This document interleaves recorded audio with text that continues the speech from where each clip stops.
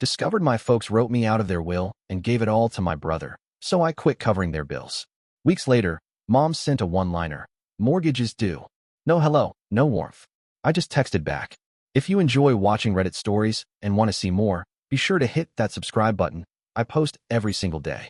My name's Ryan, and if I ever had even the smallest doubt about how I ranked in my family, it vanished the day I accidentally found out about my parents' will.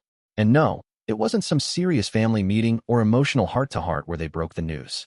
I stumbled across it completely by chance, and let me tell you, it was a brutal wake-up call. It happened a few months back while I was at my parents' place, the same place I'd been financially helping them with for the better part of 6 years. I helped cover the mortgage, bought groceries when needed, even fixed up stuff around the house when it fell apart. I was the one keeping things running, while my younger brother, Travis, did exactly zero. And when I say zero, I'm not exaggerating. No job, no goals, just sleeping in, playing video games, and waiting for life to hand him everything. Exactly what my parents seemed more than willing to do. That day, I was helping my dad go through some paperwork, because as usual, neither of them had a clue how to handle anything more complicated than a Netflix login. He asked me to scan some forms, most of it financial and legal stuff. I didn't think much of it until I saw a folder labeled Estate Plan, Final Will, and Testament, right there in the pile. Now, I'm not the snooping type, but something about it made me pause. After all I'd done to support them, I figured it wasn't too much to wonder how things were laid out for the future. So I opened it, and what I saw made my stomach twist. Everything, and I mean every single asset, was going to Travis. The house, the savings, even small things like family heirlooms. My name showed up only once, in a generic, we love both our sons equally kind of clause. Right, equally. That's why the golden child got it all, and the son who's been footing the bills didn't even get a second thought. I felt like an idiot. Here I was, doing everything to keep their lives afloat, and they'd already decided I didn't matter. And Travis? He was lazy, entitled, and completely ungrateful. He never helped with anything, never paid a cent. But he was younger, and my parents had always babied him. Maybe that was it. Or maybe he just knew exactly how to work them. Either way, they'd made their choice. I sat there frozen, staring at the will, my hands trembling with a mix of rage and hurt. How long had this plan been in place? Was I always just their backup plan, never meant to get anything in return? I must have been sitting there for a while because eventually my dad walked back into the room. Ryan, what's taking so long? He asked. I didn't even try to hide it. I held up the will, looked him straight in the eyes, and said, "So this is how it is? Everything goes to Travis.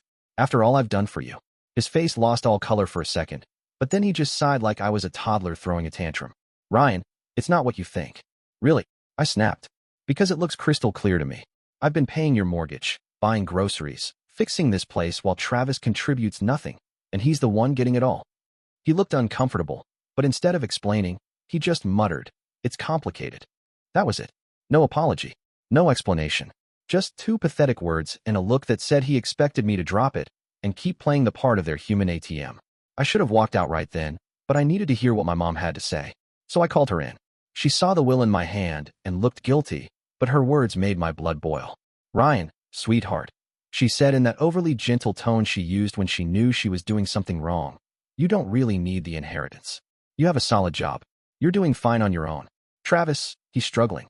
We just want to make sure he's okay." That was it. That was the moment something inside me snapped. They knew exactly what they were doing. They'd spent years enabling Travis, and now they were going to hand him everything while I got tossed aside. I didn't yell. I didn't throw anything. I just took a deep breath, placed the will on the table, and said quietly, "Good to know where I stand." Then I walked out the front door and didn't look back. From that point forward, I stopped going over there. I didn't call, didn't visit. I let them fend for themselves. If the toilet broke, they could call a plumber. If they were low on groceries, they could drive to the store. And if the mortgage bill showed up, well, Travis could handle that. He was the heir, after all. 2 weeks went by. At first, I think they assumed I was just sulking and would come crawling back like always. Maybe they thought I'd get over it. But when the days passed without a word, and more importantly, without a check from me, their tone started to change. One afternoon, I got a text from my dad. "Property taxes are due." No hi, how are you? No apology. Just a cold, transactional reminder, as if I was still their personal bank account. I stared at the message, actually laughing at how predictable it was. I replied, "I'm sure Travis will handle it. The house is his, after all." 5 minutes later, my mom called. I let it ring. Then a text followed. "Ryan, please don't be like this. We need to talk." Oh, now they wanted to talk. now that their golden plan was starting to fall apart. An hour later, I finally responded. There's nothing to talk about. You made your choice. Live with it. I thought that would be the end of it for the day. But nope. Eric just had to insert himself. His message came late that night. The second I saw his name pop up, I knew it was going to be obnoxious. Bro, why are you being so dramatic? Just help them out like you always do. I almost laughed. Not a big deal, huh? I typed back. I think you've got it covered, Mr. Favorite. He responded. Seriously, you're mad about the will? Grow up, man. It's just money. Now it was just money? Now that he was the one inheriting everything? I replied. Great. Then you can use that money to cover the mortgage. Silence. A while later, another text from Mom came in. This time full guilt trip mode. Ryan, we're your family. We took care of you growing up. Now you're just leaving us behind. I had to take a deep breath to stop myself from throwing the phone. Leaving them behind. I had kept them afloat for years while they babied Travis. Now that they were finally facing the consequences of their own choices, I was the villain? I replied. You made it clear I wasn't family when you wrote me out of the will. Travis can take care of you now. I could practically imagine her gasping at that. She was always good at playing the victim. A few minutes later, my dad texted again. We're not asking for much. Just enough to cover the mortgage for a few more months. Don't be selfish. Selfish. That word set me off. I'd been sacrificing my finances, my time, and my energy for them for years. And now that I was standing up for myself, I was selfish? I typed, no, I'm done. And I shut my phone off. They made their choice. Now they could deal with it. My jaw tightened. This arrogant little punk actually thought he could talk down to me like I was the one in the wrong. I texted back. Oh, you mean the inheritance you're set to receive? Why don't you use that money?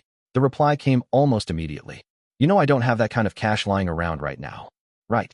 So suddenly, now it's about affordability. When it was me footing the bills, nobody blinked. But the second the responsibility shifts to him, suddenly he's broke. I responded. Then figure it out, Mason. You're the one they chose, remember? No answer. I went to bed that night feeling weirdly calm, like I'd finally cut the chains that had kept me emotionally stuck for years. But the next day, things escalated. I was wrapping up a few things at work when my phone buzzed. It was the front desk at my building. Hey, Daniel, your parents are here. The receptionist said carefully. I almost dropped my phone. What? They say it's urgent. That you've been ignoring their calls. I sighed, pressing 2 fingers to my forehead. Please don't let them up. I'm not expecting visitors. There was an awkward silence on the other end. They're being really persistent. I gritted my teeth. Doesn't matter. They can leave. Right after I hung up, I got a text from Mom. We're downstairs. Open the door. No context. No apology. Just another command. I ignored it. Another message followed. Daniel, we're not leaving until you come talk to us. I stood up from my chair and grabbed my keys. If they wanted to confront me in person, fine. I'd give them something they wouldn't forget. I stormed out of my apartment and made my way to the lobby, my frustration mounting with every step. The nerve of these people, showing up unannounced, like I was some vending machine they could shake for money. I yanked open the main door, and there they were. My mom, dad, and of course Mason, lined up like some weird family intervention squad. Mom had her arms folded, her classic disappointed parent expression ready to go. Dad stood stiffly, hands in his pockets, looking like he was more annoyed about having to be there than anything else. And Mason? Mason looked bored, like the whole situation was just a minor inconvenience he wanted over with. The second Mom saw me, she jumped into character. Daniel, finally, we need to talk. I leaned against the doorframe, arms crossed. No, you need to leave. She blinked, clearly not expecting that. Excuse me. You heard me. My tone was calm but firm. You don't get to just show up here demanding money. That's insane. Dad scoffed. You're really going to let us lose the house over something so petty? I let out a cold laugh. Petty? Oh, you mean me finding out that I've been paying your bills for years while you planned to give everything to Mason? That petty. Mom clutched her chest like I'd hit her. Daniel, that's not fair. We just did what we thought was best for the family. I tilted my head. You mean best for Mason? Just say it. The silence that followed was long and heavy. Mason, who had been quiet until now, suddenly mumbled. Look, man, I didn't ask for any of this. I don't want to be involved. That was it. I turned to him, done holding back. No, you just sit around and enjoy the benefits. You're 30, Mason. Get a damn job. His face flushed. Dude, what the hell? You heard me. If you want the house so badly, start acting like a homeowner. Pay the damn mortgage. I'm done playing caretaker for you. Mason suddenly found the pavement very interesting. Mom tried to pivot. Daniel, he's your brother. Yep. And I've supported him more than either of you ever have. Dad's expression hardened. You're being selfish. I laughed, a real one. That's rich coming from you. I pointed at all three of them. You decided Mason gets everything. You decided I get nothing. And now that the bills are piling up, you're trying to reel me back in like I'm still your bank account. Mom's voice sharpened.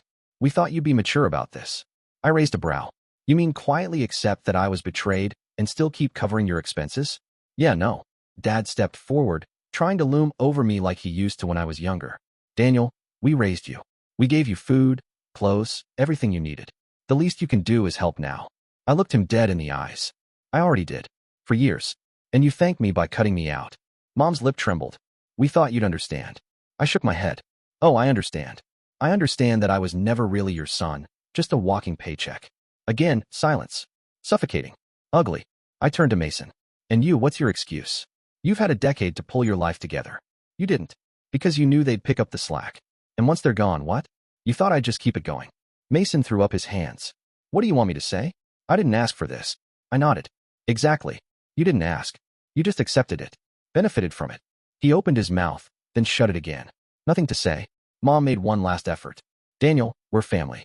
Family supports each other. I stared at her. Exactly. So why didn't you support me? She froze. No response. I took a breath and stepped back inside. We're done. I closed the door before anyone could say anything else. Before I even sat down, my phone vibrated again. A text from Dad. Wow. After everything we've done for you, you're really walking away from your own parents? I smirked as I typed out the reply. No. You walked away from me. I'm just finally acknowledging it. I hit send. Then I blocked their numbers. But what I didn't realize, blocking them wasn't going to be the end of it. It was just the beginning. Less than 24 hours later, I opened Facebook and instantly knew something was off. My parents aren't exactly tech geniuses, but when it comes to whining online for sympathy, they're pros. At first, I thought it was just them being dramatic again. But the deeper I scrolled, the more it became clear they weren't just venting. They were launching a full-blown character assassination campaign. The posts were dressed up like emotional cries for connection. But underneath the fluff, every word was aimed at me. Mom wrote some sappy caption about how she didn't raise her son to be so selfish, and how true family shows up when it matters most. Her friends were quick to jump in with comments like, you poor thing. Kids these days have no respect, and that boy should be ashamed. Then came Dad's post. Some people think they're too good for family. We gave everything to our kids, and one of them has turned his back on us. I hope you're proud of yourself. And yes, he tagged me. But the cherry on top? Mason, of course. He shared some quote about family being more than just money, and how love means sacrifice. Then he added his own little message. Some people don't understand what it means to be there for the ones who raised them. I stared at my screen in disbelief. They had completely twisted the narrative. Made me look like the villain. The selfish son who bailed on his poor, aging parents. The ungrateful brother who walked away from his loving family. I couldn't believe it.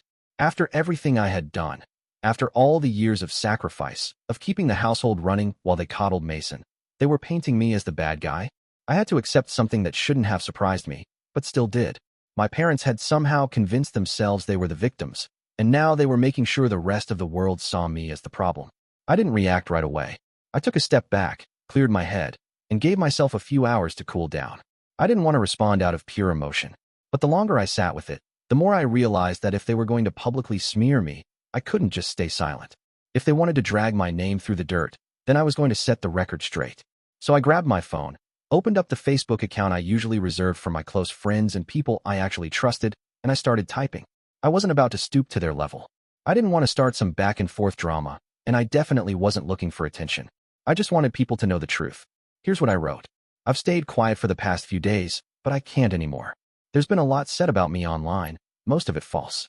I've been painted as someone cold, selfish, and ungrateful. But that's not the reality. So I'm sharing this to clear the air. I've supported my parents in every way I knew how. Since I got my first job, I've been covering bills, bringing groceries, fixing what needed fixing, and doing everything I could to keep their home running. But over time, I realized something. None of that was ever truly appreciated. I was never seen as an equal, just someone they could lean on when things got hard. Meanwhile, my brother Mason was treated like royalty. The house, the savings, even their long-term plans, it was all designed with him in mind. And when I accidentally found out that they left everything to him in their will, that was the final nail. Not even a mention of me. Nothing. People like to say, that's just family. But family goes both ways. You don't constantly use someone and then expect them to stay quiet while you leave them out of everything that matters. I've spent years giving everything I had, financially, emotionally, physically, to people who never gave back. I was expected to keep giving with no thought of what I might need in return. That's not family. That's exploitation. Mason is 30 years old. He's never worked a real job, never taken responsibility, and yet my parents continue to treat him like he's made of glass. They've babied him for so long that the idea of him being held accountable is unthinkable to them. But it's time he learns how to take care of himself. To anyone who's read their posts and believes I've just turned my back on them, please remember, there's always more to the story. I'm not abandoning my family. I'm finally choosing myself. I won't keep playing the role of the forgotten son, the backup plan, the silent supporter. To my parents, I hope life gives you what you need. But I won't be your crutch anymore. I'm done being the one who's only loved when I'm useful. I hit post, and it felt like a weight was lifted off my chest. For the first time in my life, I wasn't hiding behind politeness or guilt. I wasn't letting their version of the truth define mine. Within minutes, the reactions started pouring in. Friends I hadn't spoken to in ages commented with support. A few cousins, even distant relatives, reached out privately. Messages saying they were sorry for what I'd been through, saying they admired me for speaking out. It was liberating. But of course, the peace didn't last. That same evening, Mason texted me. "You're a traitor. Can't believe you aired everything online like that. You've got no respect for family." Then came a call from my dad. He didn't even say hello. He just started yelling. "You've ruined everything, Daniel. You'll regret this. You'll regret cutting us off. You'll regret turning your back on your own blood." But I didn't feel regret. Not 1 ounce. I blocked them all. And just like that, it was over. The next few days felt lighter, easier, calmer. For the first time, I wasn't carrying the emotional weight of 3 other people who only saw me as a resource. I wasn't their handyman, their banker, their fixer. I was just me, and that was enough. So no, I don't feel guilty for cutting them off. I've given more than they ever deserved, and I'm done being the one who gets nothing while giving everything.